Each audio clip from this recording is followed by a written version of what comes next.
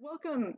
Welcome to Online Summer School Poets in Conversation. I'm presenting this program to you this evening from my home in Yakima, Washington, about 20 minutes from the city of Titan. I and Titan Arts and Humanities reside on the ancestral, traditional, and contemporary lands of the Confederated Tribes and Bands of the Yakima Nation. Titan Arts and Humanities, along with Lit Fuse, values all relationships that reinforce our commitment to art as a powerful tool for equity and diversity. And in recognizing the history and respecting the sovereignty of Washington's Indian nations, we recognize and honor these first people and their significant role today in stewarding these lands as they continue to honor and uphold their ancient heritage. Lit Fuse online offerings have been brought to you by our parent organization, Titan Arts and Humanities, along with grant support from Humanities Washington, National Endowment for the Humanities, National Endowment for the Arts, Washington State Arts Commission, Yakima Chief Hops, Discurin Foundation, and Yakima Valley Community Foundation. We also just received recently donation from Harvest Foods in Cowiche, so we're thankful for them too. And I'd like to give a shout out for our community partners, Inkling Bookstore, Fiesta Foods, Solberg Durrett and Associates, Yakima Coffee House Poets, and many other individual donors. And then, of course, I'd like to thank our Lit Fuse faculty, Richard Denner and Dominique D. Vijarro, for being here tonight. And my assistant, Laura Walker, who sadly could not be here. She is with you here in spirit, though. And then at this time, I'd like you to please mute so that we don't interrupt the speakers. Although I have a feeling that this may be a very open conversation, so it might have to be going back and forth between mute and unmute. So tonight's talk is The Wandering Poets, Thoughts, Explorations, and Convergence with our host faculty, Richard Denner and Dominique D. Vijarro, also known as Jampa and Dom. So Richard Denner was born in California in 1941, uneducated at UC Berkeley. He self-exiled himself into the wilderness, into a wilderness cabin in Alaska where he created D Press. There are 408 titles in the backlist. After moving to Ellensburg, Washington to manage a cattle ranch in 1974, he was the proprietor of Four Winds, a coffee house bookstore for many years. In 2008, he moved to Tara Mandala in Colorado to complete a traditional Tibetan 3-year retreat. Known as an eccentric poet, monk, scholar, he now resides in Ellensburg, doing research for Central Washington University. And remind me your title, Jampa, from Ellensburg's Art Treasure. Am I getting that right? Oh yeah, that's right. Yes. That's not in your bio, but this is, you know, this. I'm 82 years old, so my biography could go for a long ways. There you go. I'm now retired, and I'm a faculty member. That's cool. Little things. Dominique is an artist, educator, cultural worker.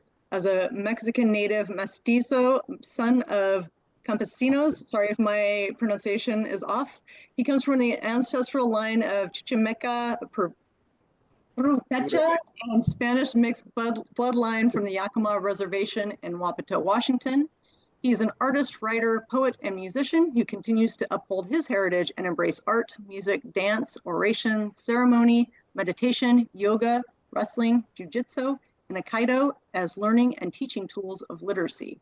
He believes in personal knowledge and social cultural knowledge as a medium to reach the vastness of knowledge of humanity, of oneself, and the cosmos we live in. Dominique's work can be found on Instagram at Vijarro Dominique. And please give a warm welcome to our faculty tonight. And Dom, go ahead and kick us off. Yeah, I thank you very much, everybody, for coming, and for Jen and Jampa, especially for coming together, and having a conversation about poetry. For myself, I have to admit, these are some of my first steps in the actual world of poetry, besides my internal world of poetry, which has comprised much of what I do. As an educator, I've taught many pieces and parts of poetry, and worked with students, children through young adults, and it's just part of what has helped me to see the world in a way. I was introduced to haiku in 5th grade by Miss Davis, and that was really something that really spoke to my heart, because I really also grew up being taught by the Bible a lot, and one thing I liked was Psalms, was the very poetic nature of the Bible in general, because of the ideas of stories and parables.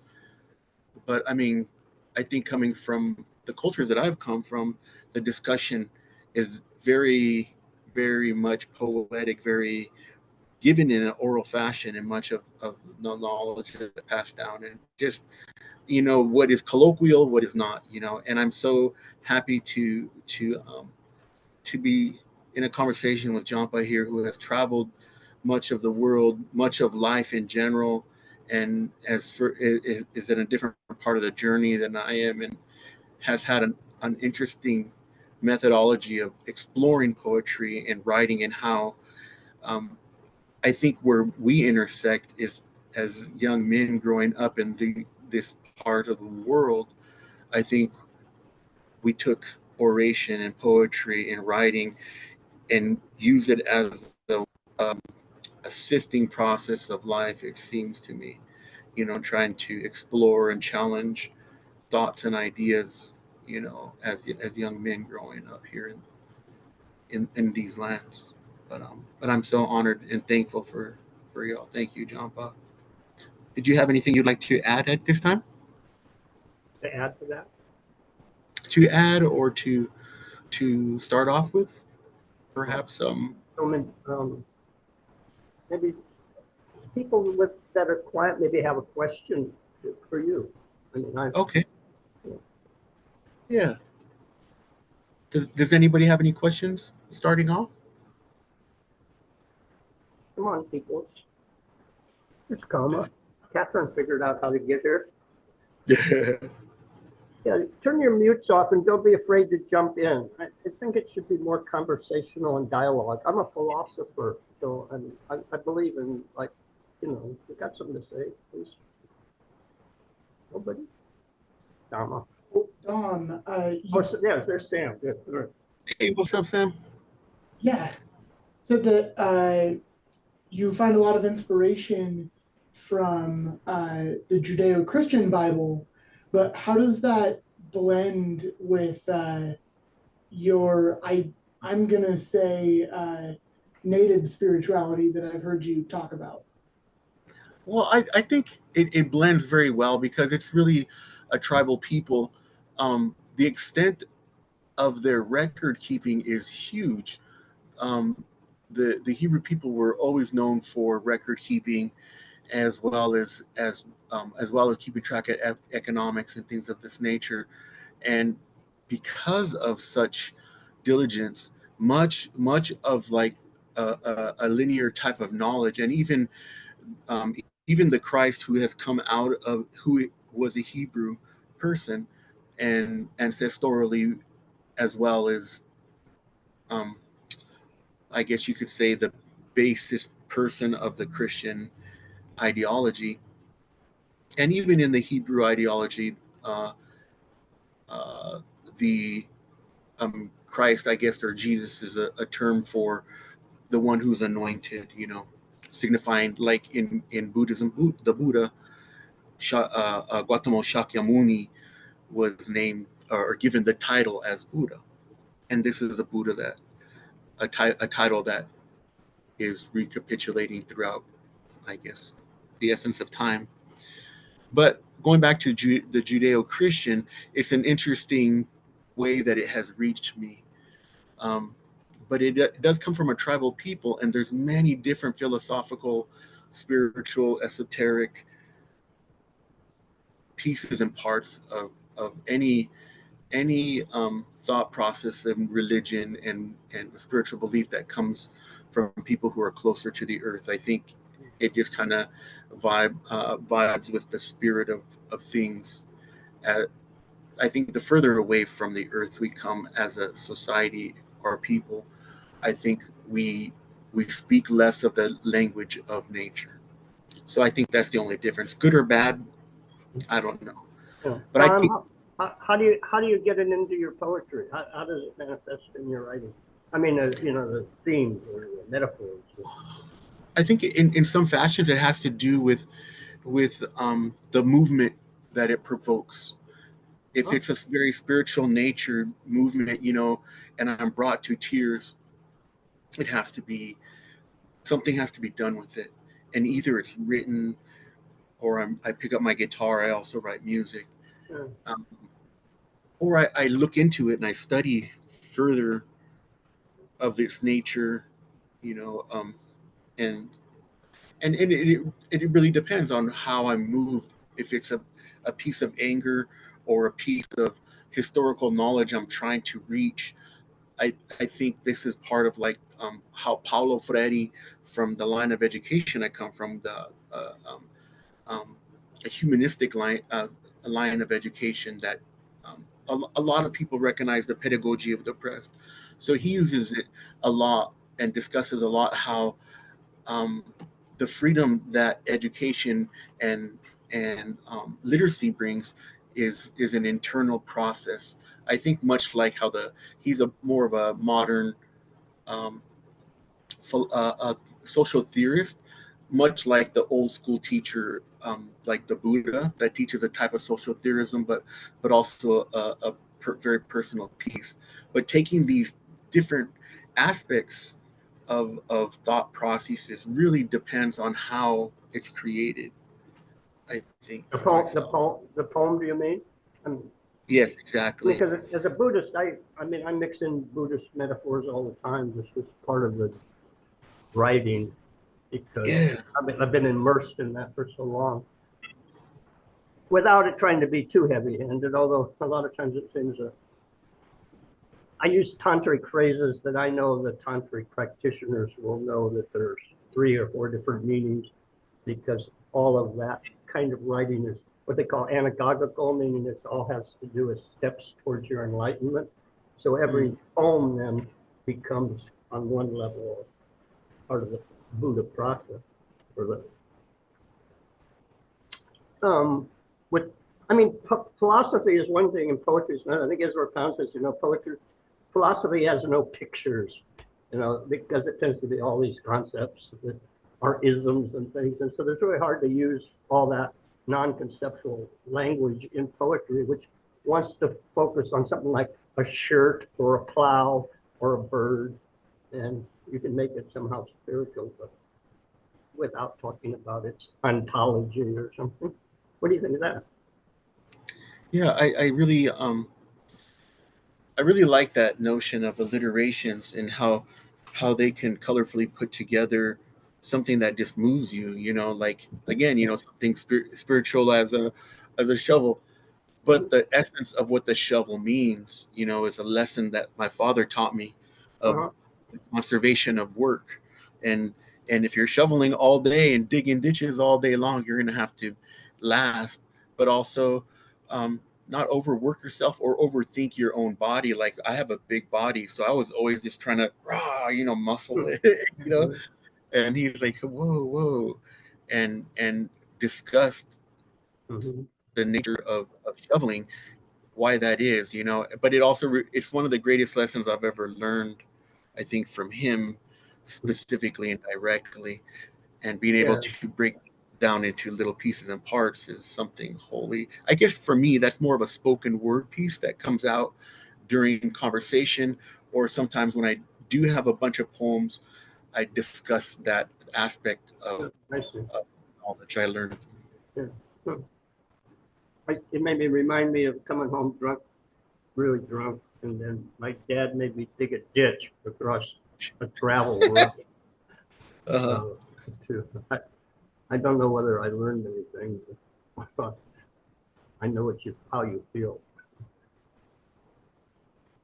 Let's see, can I get my thing here where I come from? Yeah, yeah, please. No, I'm sort of outside the school. I mean, you know, they say I'm an outsider type poet because I didn't study poetry from an academic. Well, I went to Berkeley in the 50s, and um, I went to study nuclear medicine was my field. I Wow. kind of the movie Oppenheimer, people seen it sort of that Berkeley that's shown there. That's very much the Berkeley of my time, a little later, but all the communists and stuff. So I got wrapped up in all that. And then somebody asked, in an English class, I had to try to analyze a poem by Andrew Marvell to his coy mistress. If anybody knows that poem, please listen to Hunt. I know where it's on iTunes. And suddenly that was much more interesting than nuclear medicine. I mean, the nuclear medicine is always early quantum mechanics, and so it always looked like my notebooks were full of all these little funny squiggles.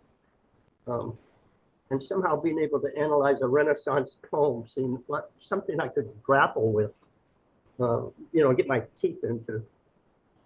And Allen Ginsberg had published Howl a couple of years before that. And he came to Berkeley, he came to Cal, and he read it in Dwinell Hall, which was that building they showed in Oppenheimer. There wasn't really anything going in there. And that kind of just blew me away. I mean, if anybody's read Howl, I mean, it's a one long howl, a breath, very Whitman-esque, and really was the anthem of that generation, the silent generation that we refer to as the Beats.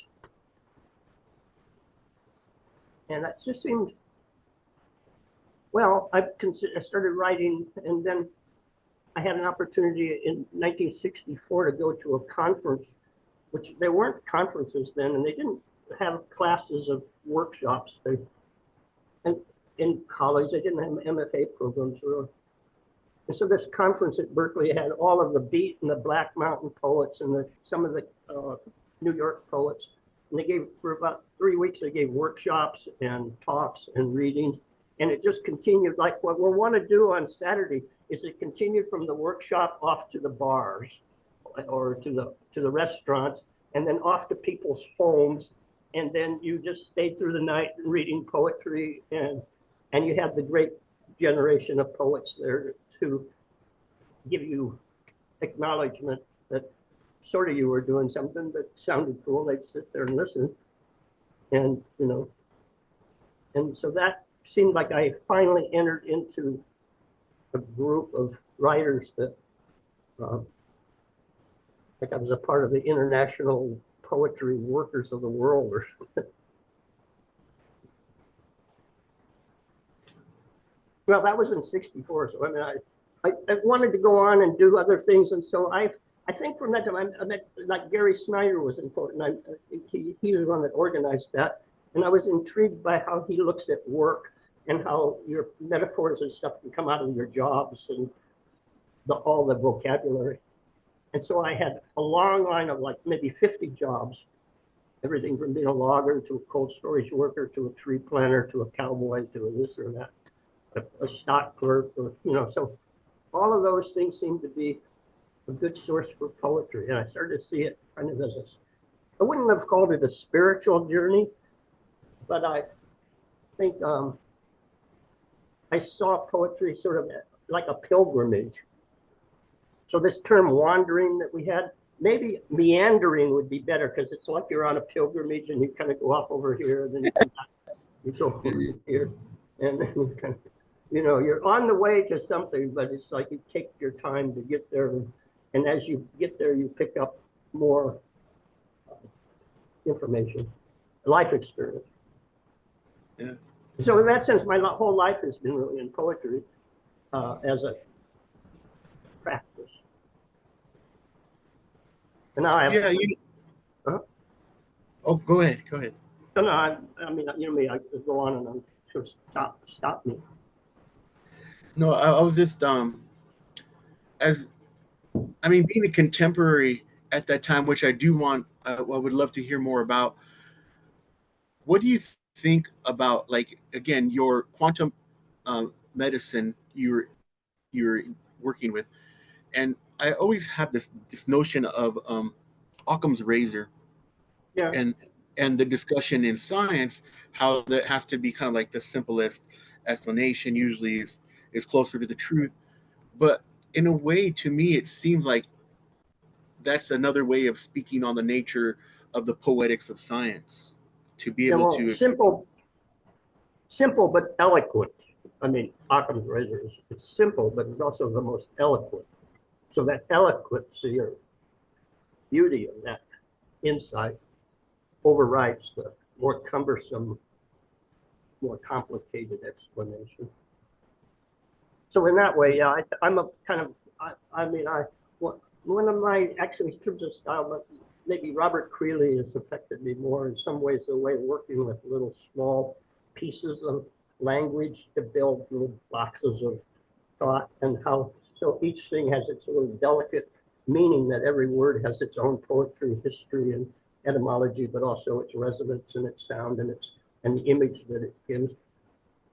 So I try to work in that Occam framework to think to some extent.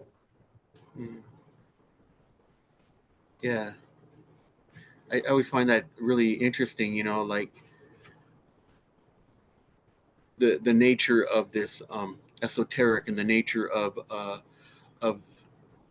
like this finite, exact, quantifiable realm. Well, that's from the science. Our science training does that to us.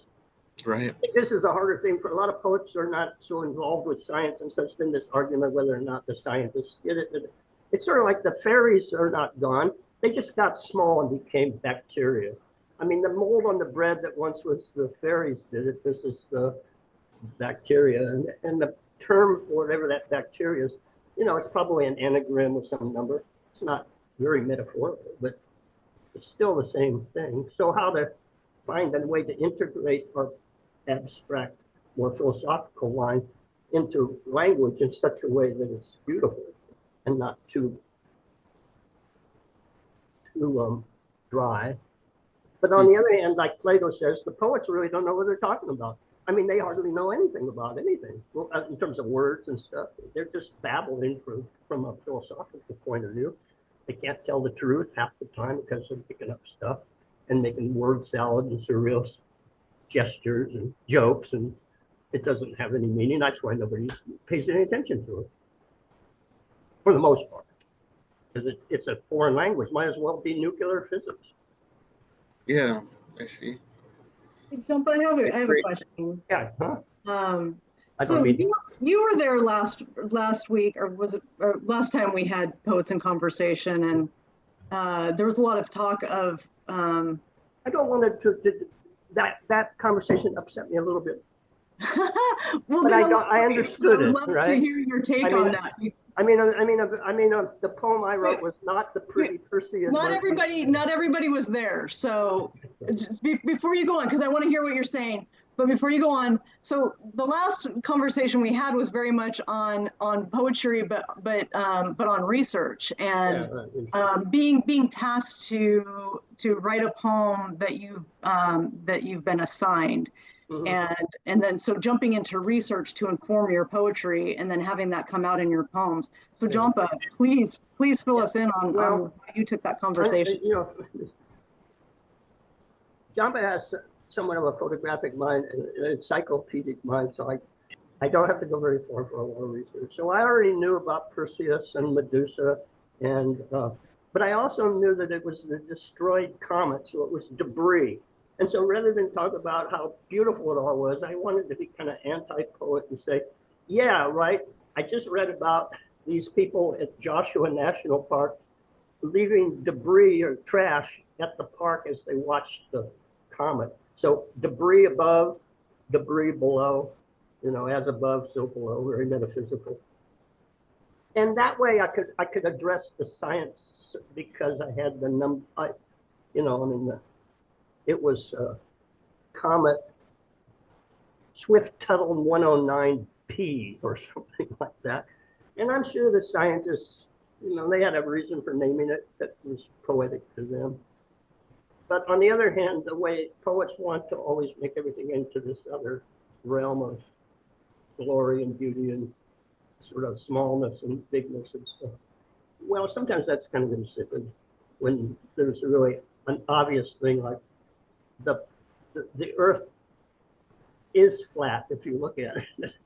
Or, you know, I mean, it's sort of like we know it doesn't, the sun doesn't rise, but we still call it that. So it's like, you know, we could do better to bring around some of the understandings that we have about the nature of the world to integrate into our language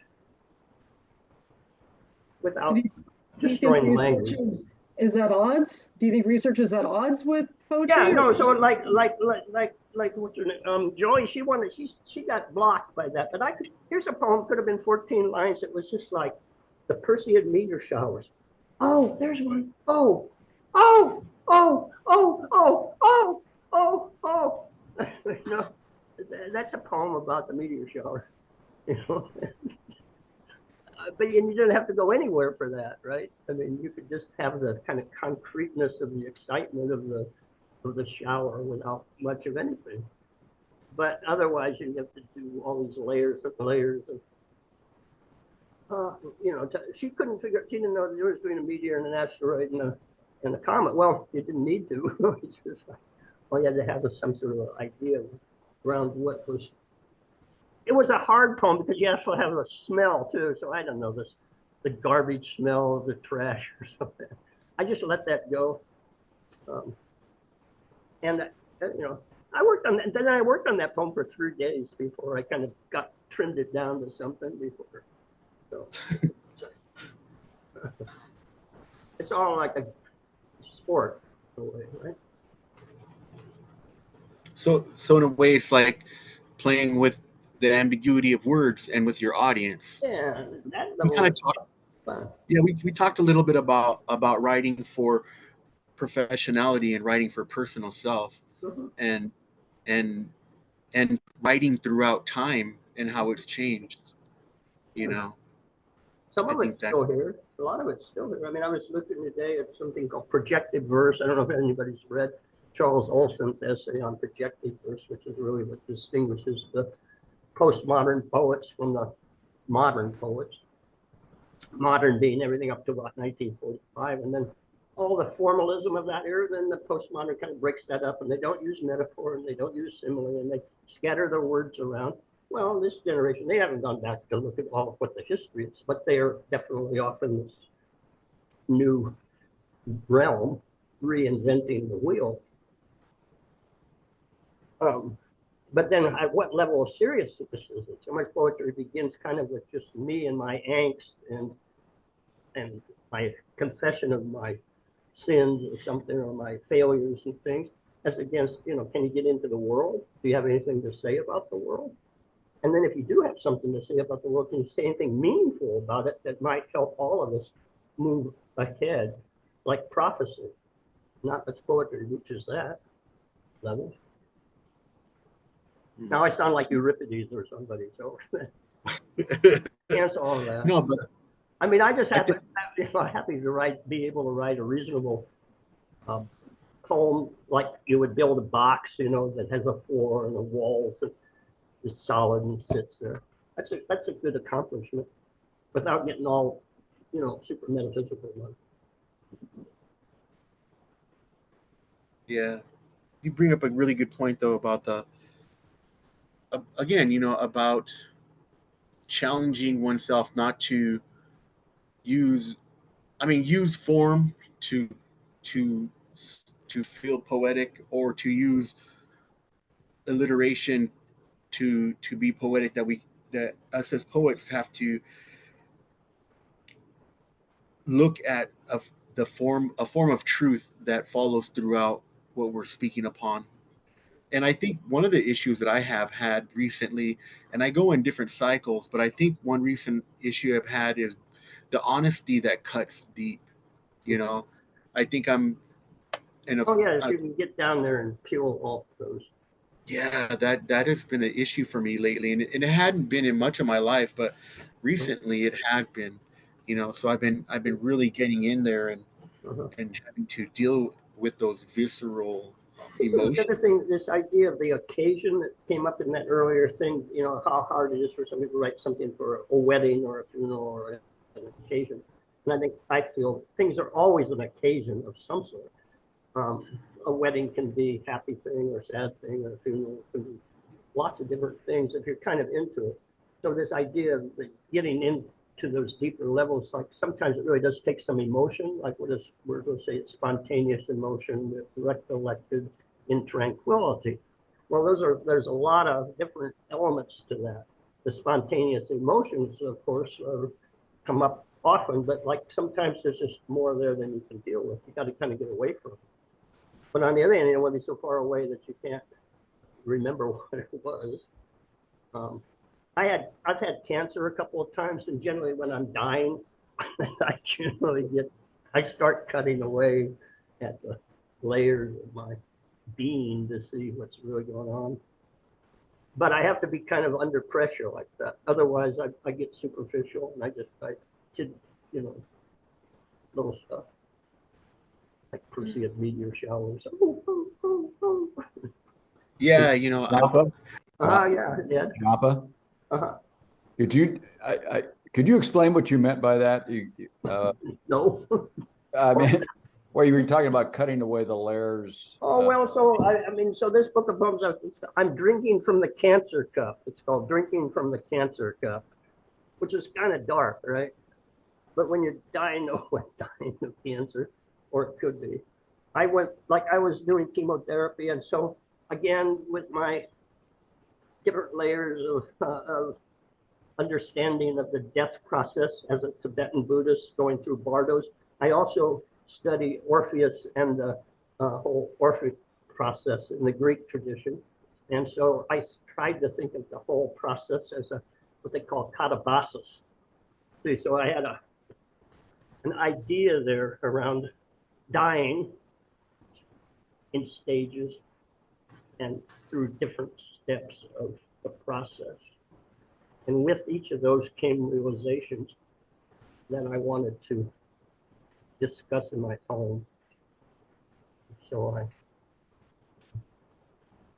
I worked with that sort of as a, I don't know, you call it a theme. It was like having layers of going into this process. Okay, does that help? I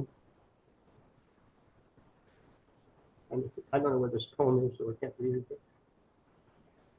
Oh yeah, that previous I'd had the prostrate thing. So there, the organ is a sex organ in its way. It's sort of the oil pump of the sex drive, So, and then having been a one that's had lots of love affairs and wives and stuff, all these things kind of came together around losing that sex drive. The libido being destroyed by these estrogens that they gave me to reduce the prostrate.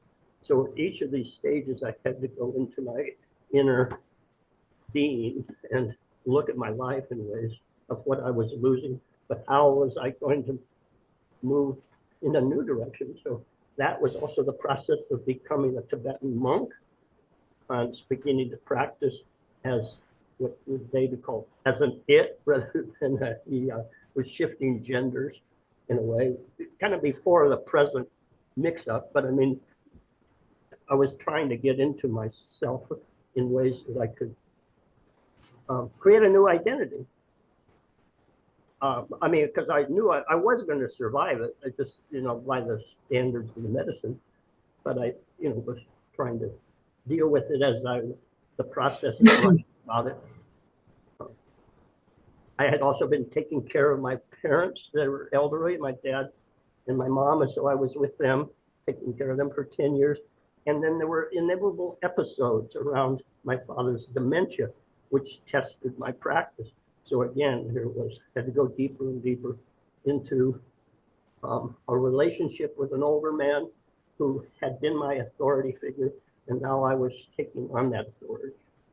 So I wrote a whole book called The Episodes that processed that, but through my Tibetan white Tara practice, which was the mother of all the Buddha goddesses that were attempting to bring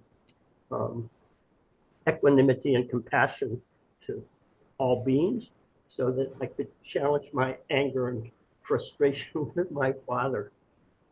Does that help?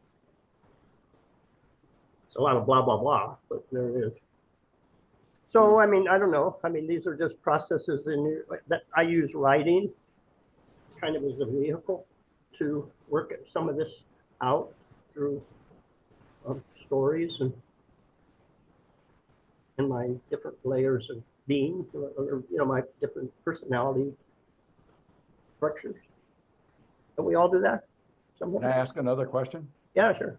Yeah, it sounds to me like both you guys are the oral part of the poetry is pretty important to both of you. Yeah, that's the way I learned it through. Yeah, I write and read. I mean, I'm a performer first. I think I'm an actor before I'm a poet. Yeah. I think that's the strongest place that we meet, is that we're both performers. Yeah. So I'm always kind of on in that way. I mean, like a comedian or an actor. I mean, I'm always kind of a persona. Without getting too psychological about it, but in a sense that when I step on this stage, I suddenly have I try to find this voice. And so when I'm writing it, I try to find the words that I will stand by, meaning I will mean those words, and they'll be me. I'm not, I'm going to stand there, and if somebody's disagreeing, I'm going to fight it to the bitter end. I mean, that's maybe poetry taken to another level than a lot of times it just seems poetry is, oh, well, we write these things and, you're sending off in the magazine. It's cool. I got in the other day, and I don't get into a lot of easy magazines, or not easy, but a lot of the general magazines don't find my work very significant. But I got in with a bunch of poets, songwriters like Mark Flanagan and Jesse Bernstein that are really raw and rough. And see, so I have places that do publish, but it's kind of, it's, the places that publish people like Bukowski and Dennett, people like that. So I always like to try to bridge the zones. I'm not against the institutions, because here I am. I'm published by it. My entire works are now in the Scholar Works. So there's 400 of my chapbooks, so you can read them if you go in Scholar Works. So in that way, I'm sort of in the inside. And then I can say, you Titan lit fuse jerks, what did you do last time? We'll do better. Looks like Coleman's got a question. Okay, who? Comma? Yeah, maybe the Don. Who, whatever. I just had a kind of random question, but I thought it'd be interesting to ask both of you what you thought the future of poetry might look like. There have been different eras in poetry, and you talk about how the beat generation pushed beyond what was before them, which was forms, different types of forms. What do you think will be pushed beyond in the future? What do you think? I had a great teacher, L. Bradley. I did AmeriCorps for a couple of years, and I think I reminded him of one of his young soldiers when he was in Vietnam. He kept bringing him up when we would meet, and we'd have conversations. And he told me one time, because at that point I was really more into like social justice type of stuff, and looking to figure out what I could do. And I had more of a militant mindset, so I was just kind of like, that was where my thought process was. And he told me one time, he's like, hey, Dominic, you know what? One thing what you're going to have to realize, when you get older, your thought's going to change, your process is going to change, things are going to change, and where your heart is going to be where you're at, what you own and what you know in the past, but the future keeps changing. And so will the movements. And the reason I bring up this in this fashion is because a lot of my poetry had been very political when I was younger, especially when I was in college. I did a couple different poetry groups, and we did performances for like Mecha. One was more of a Chicano group, and we would do Mecha conferences. But my point is that whatever it is there is a change going to be happening, and to be part of that vital process, especially like Jampa, who's a great inspiration for that, you have to be willing to get in there, be vital in the conversation and situation, and it will change. I think it's going to change where a little bit more, where it's going to be multilingual, if I'll say, Yeah, right. Right. A lot of folks are speaking many different languages. One of my favorite artists is Guillermo Gomez Peña. He's out of Mexico City, but he does a lot of his writing. He has books on his art, and a lot of it has to do with performance art. He does performance art stuff, but he writes in English, Spanish, and French a lot. Yeah. And there's some native languages that he uses in there, but I think there will be more of that happening. I'm seeing a lot of native poetry coming out of Mexico and Latino America these days. All right. Yeah, I've noticed this. I mean, since I was doing some research, because one of the talks I was may give would be on the beat generation, whether it's still relevant. And the beats are kind of a wide term. I think I'm asking earlier if there were others. Yeah, I mean, there are other schools of poetry. I mean, the early moderns were called imagists. I mean, Ezra Pound and Amy Lowell, and there's people, HD, created, you know, the emphasis upon the way the image of a thing, you know, like so much depends upon the red wheelbarrow, so forth, glistening with rain. I mean, the image of that is against things that are a little more abstract. So, and then there's different regions that have had poets, but now we've got the internet, so there's more of a bigger mix. And probably in my time, what I noticed is the blacks, Chicanos, whatever, using the right terms, African Americans, of course, and women especially, are taking over, as far as I can see. Not taking over so much as there's more women writers that are in the forefront than men. Whereas during the Beat generation, looking at this book that I have called the New American Poets, which was my Bible in my day, it came out in 1960. But out of maybe 50 poets here, there's only like 4 women. And they're famous ones. I mean, sort of like Denise Levertov. But, you know, mostly it's Farrell Getty and Allen Ginsberg and people. You know. So maybe Leroy Jones, and maybe one, and that became a mayor of Baraka. So, you know, one token black guy and a lot of Jewish writers. And, you know, so it's sort of like, well, that whole demographic is altogether different. And then just like as I began, it was sort of like, I didn't know what poetic meant. What is poetry? What is poetic? I mean, what's poetic about anything? So it seemed like I had to start with scratch, just like look at simple words and see, as you put them together, do they do anything poetic? I mean, it was kind of a dumb way to approach it, but it was like I didn't have any teacher really. So I just messed with it. And then I met some poets like Robert Creel. He showed me how, yeah, you can do a bunch of little strange things like breaking the lines at a certain place so that the next thing goes a different way. Keep a surprise going. And so I learned some gimmicks, you know, some gimmicks. And, but so then I read Rimbaud, you know, Rimbaud always starts to me. So then you can see he blew away the whole establishment in the 1860s. And, you know, all the old barks like Baudelaire, they just had to sit back on their heels and let this new kid just, you know, do it.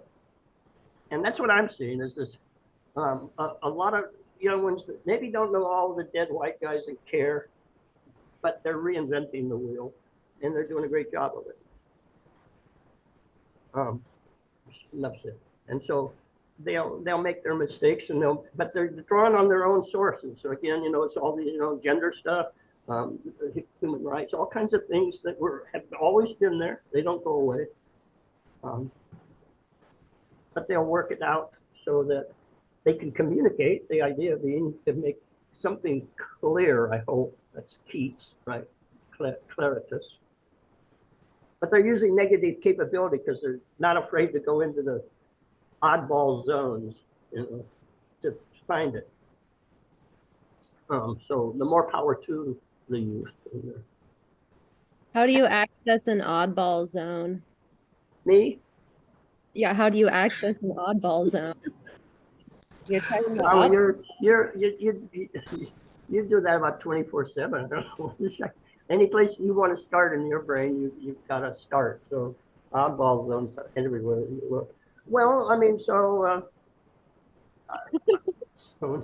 the bone garden. I mean, right. You know, I mean, what's the bone garden?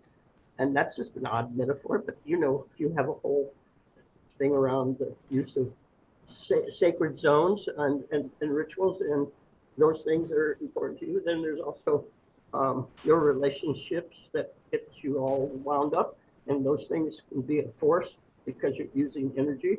And then whether you can control that into a way to get that across to somebody. It's always, those are personal, but also kind of universal, and how to bring the two together in such a way that it isn't, so that I think poetry should be, to a certain degree, accessible. Sometimes word salad looks pretty cool, but after a while you sort of, I grew tired of trying to read Finnegan's Wake. I know it has a lot of meaning, but I prefer the short stories by Ulysses or by Joyce to his far out experiments. But it's a personal taste. So one of the things that I found that helps me is to stay in tune with the new writers. And so I try to publish writers that I meet. And I'm not a high critic of saying, oh, this is good or this is bad, so much as just the collaborative quality of working with artists is very satisfactory. And I've worked with all kind of levels, like with ones that are greater, better, more well-known writers, and down to high school kids that are just learning. And that always informs me and gives me a sense of continuity, where the Open said poetry is about the continuation of poetry. That's kind of a bland thing, but it's an art that has, if it's going to go on, it has to be revitalized by poets that believe in it enough to go on. If the institution can't do it, we can do it alone, Jen. And so we will, right? Even if there's just 5 of us, 2 or 6, that's enough to put your heart into it. Don't you think? Chris? Yeah, that's it. Chris, are you with us on that? Or Sam? Somebody? Is Joanna? Yeah, I was just saying that I really resonate with that. You know that I know that sometimes my friends tease me. I can be influenced really easily. They're like, whatever you say, I'll do the opposite. That's you, Dominic. You know, and I look at that in some senses. I guess you could colloquially say that that's how trends move in some fashion. But things like again, how I enjoy how the altruistic nature of writing can be like in times of when there's the oppressor type of situation, like slogans, you know, that people would write on the wall, like tag or something that people would say in an area where that means actually so much. It's like so important to somebody that they wrote it on a half bombed out piece of wall, or in a neighborhood of that nature. You know, that there's a discussion happening in contra to what the letter of the day is. And I think I find myself speaking in that way sometimes, and I've been known to go too far, being like, okay, wait, I have to second guess that was just an initial reaction to being in contra. You know, I mean, even in music for myself, I love music that has different descending tonal sounds. You know, like sometimes we think this will lift your spirits because it has tones that go up and tones that go down and deeper or gloomier, darker. And so I like to mess with those ideas in creating certain songs, whether it's playing guitar and the way that I sing on top of it, you know, just because it creates emotional and thoughtful reaction. Now, what comes from that thoughtful reaction, and I think this is part of my love of performing, whatever comes out of that thoughtful reaction will be different than before it happened. So my hope is that it's positive. It's not always positive, but like, especially being a performance artist in a way, as a child, like rolling downstairs, you know, I could hurt myself. You know, people be like, "Oh my God!" But what happened was they saw something that they wouldn't normally see. You know, my friends, they see it all the time, so they'd get really pissed. You know, get off of the floor, Dominic. You know, But but I guess what I'm really saying is just that the nature of the times do change, and Okay. there's certain things that we see. I think what is the beautiful and powerful thing about words, spells, quote unquote, um, is that they move people in within the heart, whether it's us expressing them or hearing them. I know that words move me in a lot of ways. Yeah. I mean, there's so many different ways of poetry has so many different avenues, and I mean, during the Vietnam times there was a lot of war poetry. I mean, but now when a new war begins, I always kind of go back to the old poems and just it's the same poem, just begin it again. I mean, then there's these occasion poems, then there's personal poems. There's poems that you write to your lovers. They're more private. And there's poems that you just write out of, I don't know, because you like form, and so you write sestinas or pontoons or something. I wasn't brought up to do that so much, but I've done it, just out to see if I could. And they come out okay. It's not kind of what I like, and so now it seems like everything is on the table. So it's just like you don't have to judge it for what kind of poetry it is or what its purpose is so much. So I You got want to add to that? I mean, yeah, go ahead. I got a question. Sure. What do you think about prose poetry? And I've prose, never known that there's really much difference. I mean, I know. yeah, that's my question. Do you think Yeah, and it's kind of like there's narrative poetry that tells stories, and a lot of writers write a very poetic style. And there's ways, I think, if you want it to be kind of a prose poem, there's a kind of maybe themes or things that you might associate more with poetry and sort of what was I looking at? Joanna's poems, her little sonnets, how she doesn't use any commas. She's kind of like Gertrude Stein says, you don't need commas. You stop where you want to stop. So they kind of all go together, and it kind of tells the story for a while, but it seems to go off in different angles, and so it's a very free form kind of writing, but it's I guess there are lines, so she does stick with 14. But I notice a Platinum L in her poems. She writes kind of going down like this, and then she just starts writing long lines. So when I made the book, I had to say, wait a minute, this goes too far, and figure out where to break them and bring them in again. So these things are sort of like up to the publisher to decide where the line goes. But Ed's poems, like there's a really beautiful one about the two sisters, which is a kind of a story, but you had all these really strong images about them and kind of these little things that were much more personal that didn't develop out like you would a short story. And so I don't know how you notated that, but I expect it was kind of in lines, right? Wasn't in a block, was it?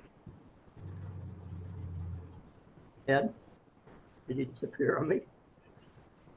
Well, so I mean, I think those things are kind of a little bit academic. Yeah. I mean, when I write, I stick to the left margin. I'm not a real projective poet, but I break my lines in kind of phraseologies. So it's like music. I can say, thinking with feelings. My voice comes from far away, from within a mirror. So you can see my breaks, where phantoms or friend. I see you, something in me I fear. A power. I have walked through hell and eaten my bread. See, so I break them into these little units. Yeah, I want to read it that way. Yeah, so it seems like some of these prose poems, they depend upon the poet sort of building a momentum. Yeah. They rather than isolating a certain image like with a line or something. Yeah. So I think they basically they run things together. Sometimes it completely drops the punctuation, and what you get is you get a sort of steamroller effect. Where as the poem goes on, it gathers speed and intensity and so forth. So when you finally get to the end, you're just well, yeah, like I read my Shitra poem about Ginsburg is kind of one long 5 or 6 page Yeah, you're talking about Howl? You're talking about Howl? Yeah, like how, because I imitated his poem, and so I just made it as much like that as I could. Yeah, well, You can see that he breaks some stuff up occasionally, Yeah. just to give you a chance to keep your place on the page. yeah, It's very but long breath. yeah, when he reads that poem, there is a momentum to it. I mean, Yeah. it just gathers steam. It's incredibly powerful. To It's hear exhausting. I just to hear him. Yeah. So I think these are stylistic things related to your own. What do they say? It's form is extension of content. Content is extension of form. So that poem would not look very good all done like so. It's got to be big because it's just like a Whitman poem, it's big and sprawling. You know, with alluvial projections coming out of it. Yeah. And others need to be more kind of brought down into a little place like so much depends upon the red wheelbarrow listening with rain beside the white chickens. And if you check it out metrically, it's all very intricate. Yeah. Yeah. Or I was listening to Yeats read Innisfree the other day, and in the tape, it's on YouTube, he's breaking away from his older way of reading. He says, I want to read this in a new way. I want to do it with a new rhythms. And it's a beautiful reading, you know, but he's in his, you know, he wrote that when he was 23, so he was probably 1900 when he wrote it. And he's reading it now, age, you know, 70 something. And he's still tinkering with that poem, right?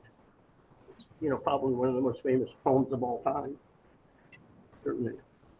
So, yeah, you just have to,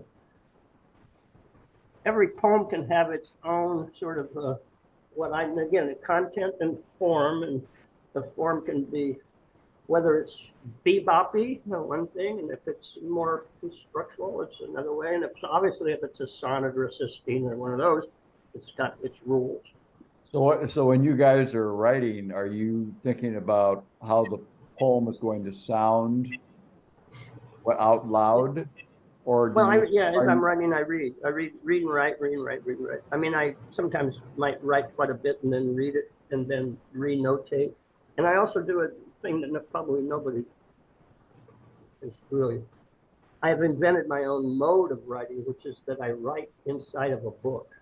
And I begin my poems as though they're already completed in the form of a book. So I no longer use, I don't have manuscripts. What I have is versions of a chapbook that I work at in the book itself through the templates. And so if I have some writings, I put it in there, and then I keep adding little things here and there, and sometimes draw from another place that seems like that should belong there. And then as it develops, I print it out, and then I read it and aloud, and then I go in and I make adjustments because a lot of times there's notations that need. So there's a kind of printer poet activity, so that I'm more intricately connected to the poem as a book, as a spiritual exercise, as Marla May would call it. It's a spiritual exercise to get the book formed. And then it's limits, because a chapbook can't get too thick or you can't sew it. When I reach a certain place, then I just stop and put a cover on it and make a few copies and give them away. and then because I don't like the marketing thing anymore, and then I just start another one. And sometimes it's the leftover parts of the previous one. So there's never a gap or a writer's block issue, because it's always processed. I can't keep up with it. I can't keep up with myself that way. I mean, I stop and I go do some art over here and mess with some junk on a board to kind of keep my brain from, vibrating too much. Sit and have a meditation. Good for you. Huh? And then a bunch of stuff starts coming up. I might just be free associating words or God knows what. I mean, sometimes poetry comes just gushing up and I can't keep it out, and I don't know what to do with it. I just get down as much as I can, as long as that's going on, and and it's just a mess, and I don't know what it is much. And I often find manuscripts, old manuscripts, and say, who wrote this, you know? And then I find in there, I say, oh, look, there's some pretty interesting parts to it. And then I pull those out and start to like a collage artist. But then another time it's more like an occasion, like I have to write a little poem for somebody. When Mark Lanigan died, I didn't have much to say. I just said, you were here, now you're gone. The candle burns. The candle burns. Sounded like enough. I stopped right there. Everybody thanked me, so I figured I filled my role as the funeral poet. You know, I don't know how profound that is, but straightforward anyway. Can you tell us a little bit about your process? And then I think Sam had a question earlier. I don't know what it still was.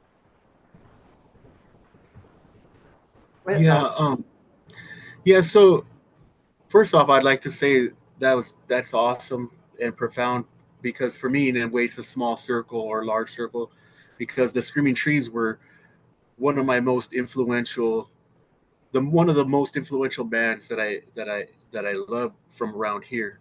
Uh-huh. And I was introduced to them in high school. And Mark Lanigan, his poesy and his words were always solid and beautiful. He's a great writer. Yeah. Actually made some money writing. You know, and again, and a lot of the discussion, like what you're talking about, and I remember when we first had a discussion, you were talking about that we have to remember that music is a song, and I remember this DJ used to say the lyrics are in the song, and you know, like I remember another teacher of mine when I went to school at Shoreline, I was in a record audio engineering class, and the teacher mentioned the same thing, that the words are the song and the music is something different. Mm-hmm. But the discussion about meter and rhythm, and discussing about how one gets made as opposed to another, you know, I think for myself, you know, it really, again, it depends on that. You know, I think because I'm a very, again, tonal person, sound is a huge, big thing to me. Music has always been, I had these divots in my teeth for a very long time. And I thought there were cavities, like, oh my God, I haven't been to the dentist for a while. I got these cavities, and I went, and the dentist was like, oh no, they look like they're just divots, because I would chatter and make like beats with my teeth pretty much most of my life. Like I would practice drum beats, because that was my first instrument, was a drum set. But I would practice drum beats by, you know, and singing songs and thinking of stuff, you know, and I was always that kid making sounds in the background, you know, and I really liked, again, in my culture, there's a way people talk, and they it's like a wrestling match or a tug of war with words, and you say riddles at each other and tease, and so that's always been a fun thing for me. So just playing with words, like when you're talking about meter and prose, and the way that you were, the way Ed was discussing and explaining how a prose would go and build up, it reminded me just of in my head, I could hear Shel Silverstein reading a prose, you know, because my man, he started all kind of, you know, in a way, and then it just built up, and you could feel the snowball. I really enjoyed his reading, you know, and I think that's one of the biggest things for me is poetry has been something about reading, you know. But I've always even liked speeches and stuff like that. Like Martin Luther King is one of my most favorite speech writers, and the way he delivers too, you know, that old kind of like style, but him using that style, that religious style, for that religious African American style in politics, and the way that he used it was he wielded a great power, you know, and the lyricism, you know. And I think definitely when you put words in a way, it can unlock thought processes for people, you know, I guess. But I think also his heart and the type of energy he put into things also would do that. So I think for me, like stuff, I think maybe I put too much stock into that esoteric thing at times, because it does roll around a type of the clock it has more emotional content type of things going on. So there has to be something, really emotional, because I don't know the forms as well. I like messing with words sometimes, so I'll just write words over and over and play with the position and the sounds that they make. Mm-hmm. And I know that when I was in a music class, one of my teachers was saying, say the same word over and over and over again until it loses its meaning. Just pick a Yeah. word, Yeah. And I said the word blue, but it just became a song to me after like a couple of days of doing that. Everybody was like, "What the fuck are you doing, Dom?" I'm just destroying words. Yeah, I'm just making sound. But they knew I'm all my close people. They always know I'm a little bit like that anyway. So that's one thing, like that tone and sound and meter really drive a lot. I know that words speak and say, but the true intention, I think when you're able to wield an intention in that form, like you're saying, you build it before it's ready, and it's a type of prayer because it has a magnitude of, Yeah. of Yeah. power in it. Sometimes that's what helps me. It really does heal my heart a lot. You do know when I'm not doing so well, I'm not writing as much as I should, or Mm. or playing my music, or even singing down the hallway, whether it's this some heavy metal, rock and roll, or or or whatnot, because sometimes I sing like Snow White type of songs too. Yeah. Yeah, I think But yeah, Ezra Pound said that the further poetry moves away from song, the more it atrophies, the more dry it becomes. And then there's a side also that the more prose tends to explain, whereas poetry tends to imply things. Meaning, you kind of you can put meaning into a lot of poetry that's your own, but and so as it moves into philosophy or philosophical writing, that kind of clarity is so based in logical propositions, it doesn't leave room for multiple, trying to avoid multiple meaning, whereas poetry kind of lives in that world of possibilities. And so I don't know, for as far as where prose and poetry join, I mean, sometimes there's some, kind of crossover, but they seem at the far ends to be quite far away from one another. I see. Yeah, it's interesting. The my first my first Lit Fuse poetry night, there was a lady from around Tacoma University Parkway area, Mhm. and I don't recall what her name was, but she said something about the thing that resonated with me is she she didn't have her child in her home for a Mm. very long time. And I resonate with that because I don't have my child in my home, and it really is an emotional thing.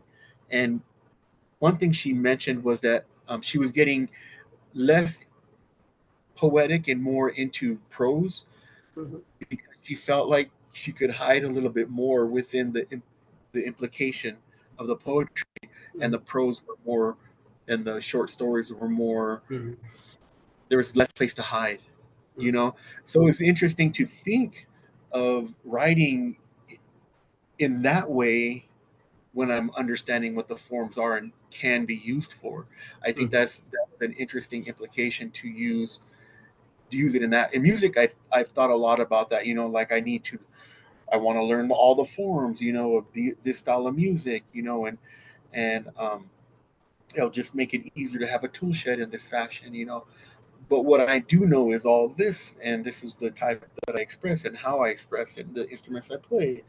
So it's just kind of learning how to use poetry, like in that sense. Like for me, the explanation and writing of words has been huge for my internal process, and even for the process of the people that I've worked with, and mostly the children, because I've been a teacher in early childhood for many years. But just practicing, I do a lot of writing and journaling on lesson planning, and the specific of how do I foster a child's growth in this fashion as well.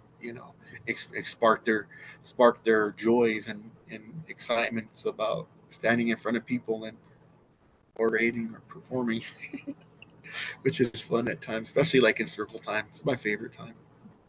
I'm going to interrupt you guys. I want to we're kind of getting close on time, and I want to make sure that Sam gets his question in. Sam, do you still have a question, please?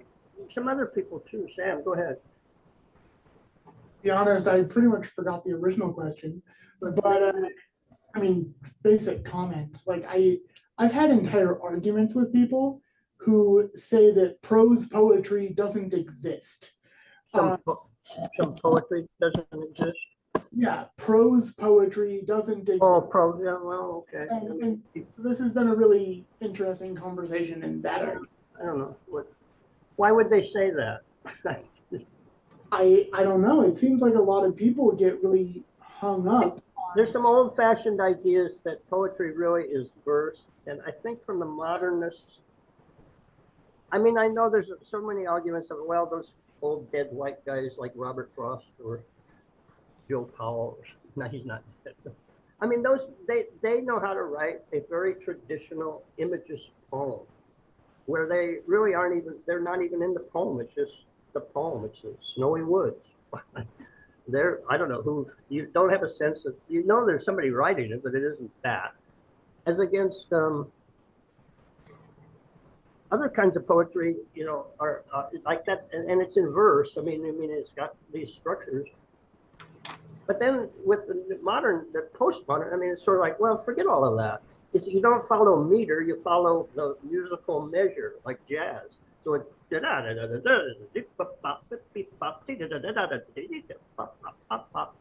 so you're following the phrases where they go rather than some beat like that.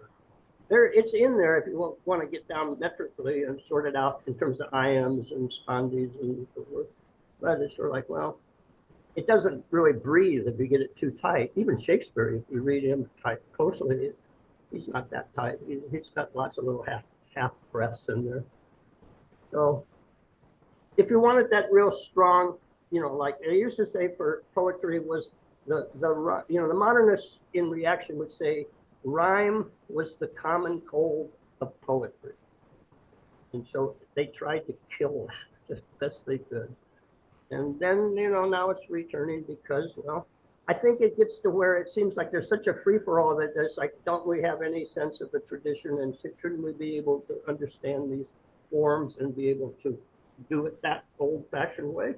And so that's good. So we learn to do it both ways, or not. Some people want to stay more in the formalist, and some in the more or less formalist.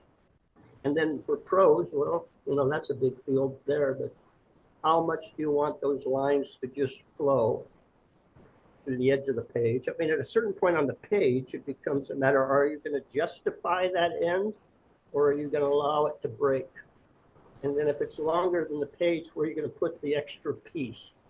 So you bring it in, or you put a hash mark, there's little printers things. So prose, then you can tell, okay, so it's still a poem because it's doing that. And so basically, if it goes like that down the page, it's a poem. And if it goes off and it's got justified ends, it's probably prose. Or the person would take more care with their end lines, the end lines. But that's a very arbitrary sort of way to distinguish. So I don't know. It's your call. You're the poet. You make that call. It's not some critic out there to make that call. It's for you to say what is your distinction, and that's the way you do it. And help, just stand up for it. That's my feeling. Prose or poetry, who cares? Words. It's all about spelling. And I say That's hilarious. it's all about spelling, really. Great answer, Jampa. Well, I'm going to go ahead and wind this evening down. Thank you, Jampa. Thank you, Dom. Very enlightening conversation. Wandering poets. We kind of went all over the place, but a lot of great knowledge gathered there, and great to get to know you both more and your poetics more.